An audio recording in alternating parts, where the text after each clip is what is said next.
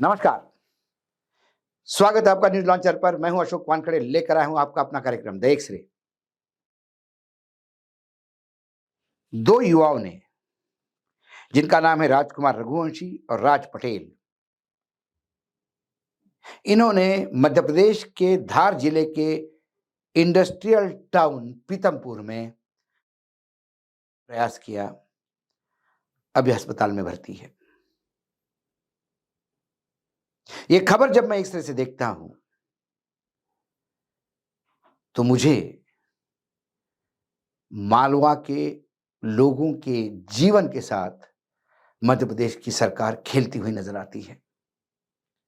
मामला यूं है कि 2-3 दिसंबर 1984 को भोपाल की एक केमिकल फैक्ट्री यूनियन कार्बाइड में एक हादसा हुआ और गैस लीक हुआ।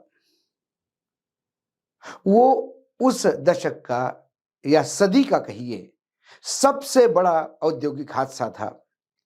हजारों के तादाद में लोग मरे।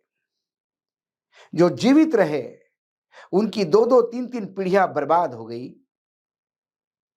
क्योंकि कोई बहरा पैदा हुआ, कोई गूंगा पैदा हुआ, कोई अंधा पैदा हुआ। जो लोग बचे वो पूर्ण रूप से कहीं ना कहीं मरीज बन के अपनी जिंदगी काट रहे थे। उसके बाद कांग्रेस सरकार पे बहुत लांछन लगे कि यूनियन कार्बाइड के चेयरमैन आए थे, उनको भगा दिया गया था। कांग्रेस ने भगा दिया तो फिर उसके बाद लगातार 15 साल भाजपा की सरकार थी मध्य प्रदेश में। उस सरकार ने गैस पीड़ितों के लिए क्या किया? सिर्फ चुनाव के टाइम पे वादे और कुछ नहीं। आउट ऑफ कोर्ट सेटलमेंट किस सरकार ने किया? भाजपा के। सर्वोच्च न्यायालय में कमजोर केस किसने लड़ाया? इन्हीं सरकार ने। अब मसला उसका नहीं है। इतने सालों बाद, करीब करीब 32-34 सालों के बाद, वहां यूनियन कार्बाइड के फैक्ट्री में हादसा होने के बाद करीब करीब 350 क्विंटल का कचरा पड़ा हुआ है और वो बेहद जहरीला है। उसमें पारा, सीसा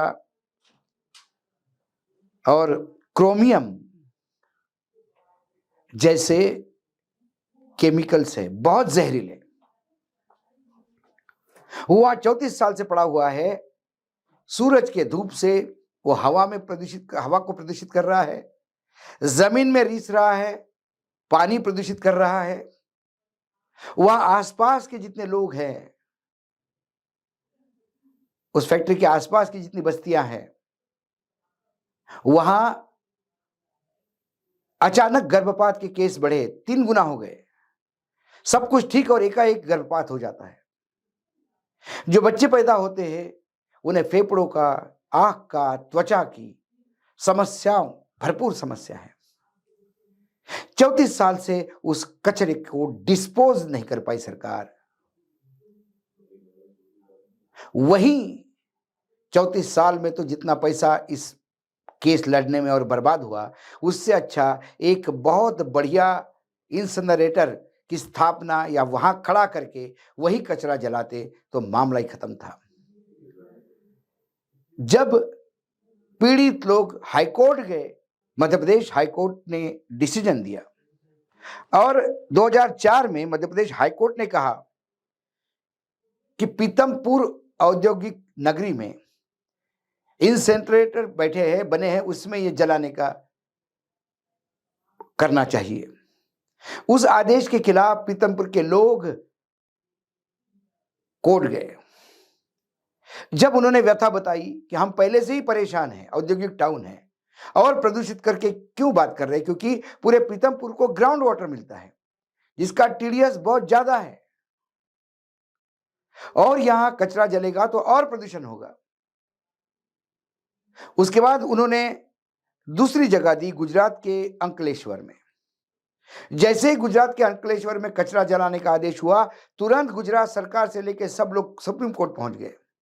सर्वोच्च न्यायालय ने उनको कहा कि भाई साहब, ये गंदगी मध्य प्रदेश की है, गुजरात में नहीं चाहिए। गुजरात में पॉल्यूशन नहीं चाहिए।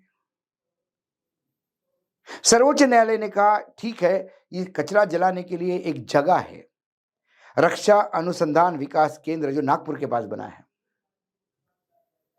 वो एक जगह है कि वहां ये कचरा जलाया जा सकता है, उसमें टेक्निकल सारी सुविधा है। सर्वोच्च न्यायालय की इस निर्णय के बाद नागपुर के लोग खड़े हो गए कि नहीं, हमारे यहां नहीं चाहिए। महाराष्ट्र के विधानसभा में प्रस्ताव तक पारित हुआ कि अब ये कचरा महाराष्ट्र में हम आने नहीं देंगे। अब डबल इंजन की सरकार है, मोहनलाल यादव की सरकार है। अब यादव साहब ने तय कर लिया कि ये पीतमपुर में जलेगा।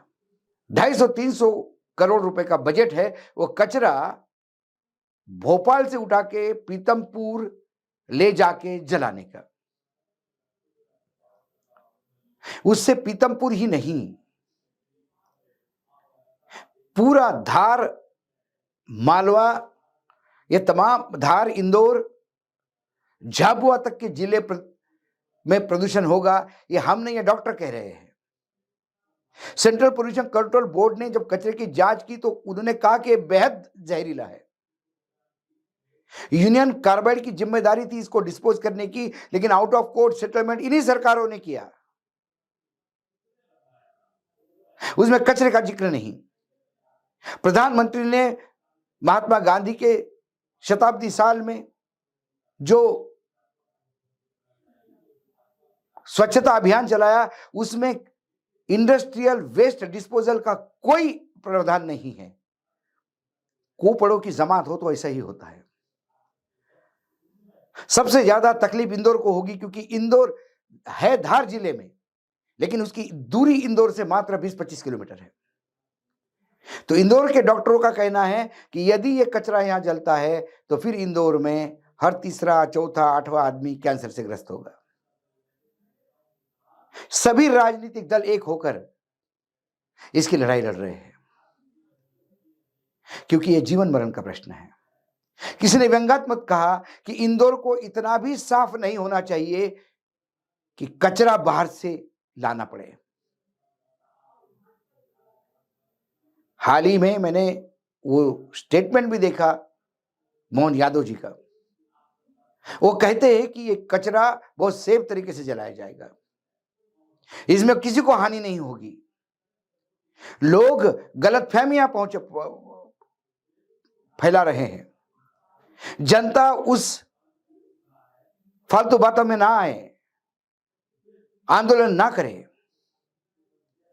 यदि यह कचरा सेफली जलाया जा सकता है तो फिर भोपाल में ही क्यों नहीं, उसी यूनियन कार्बाइड के फैक्ट्री में ही क्यों नहीं?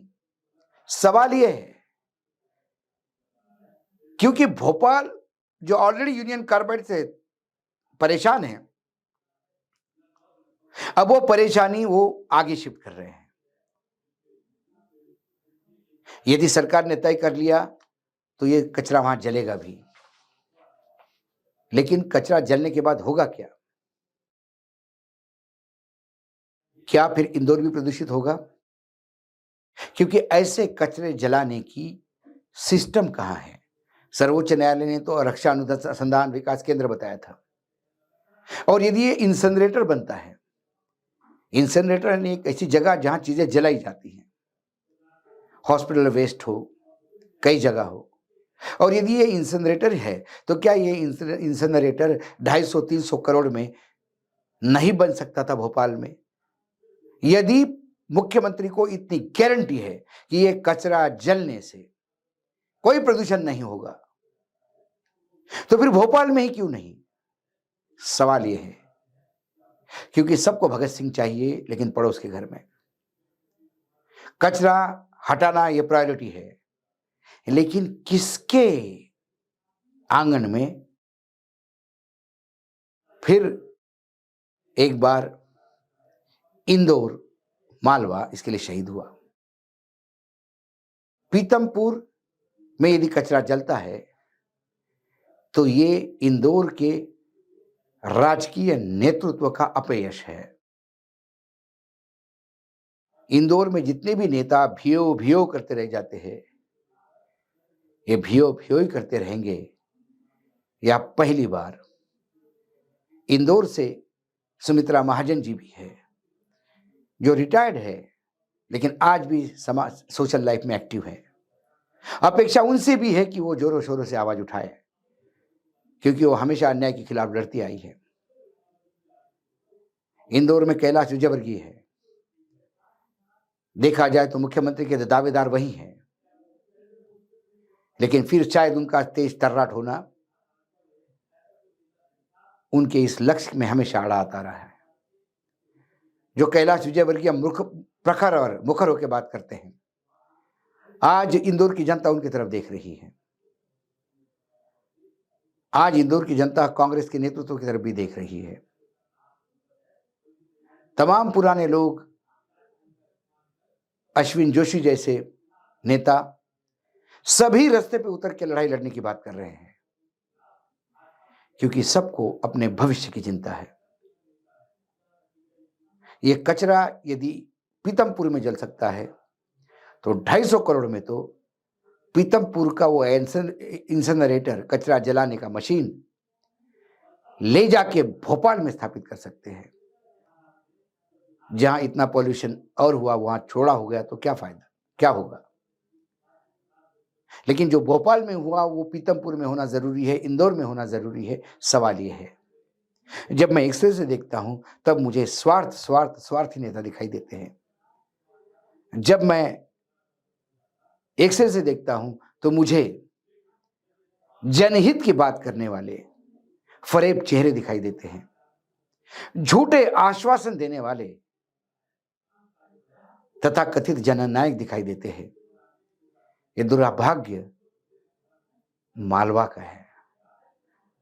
वो शहर जो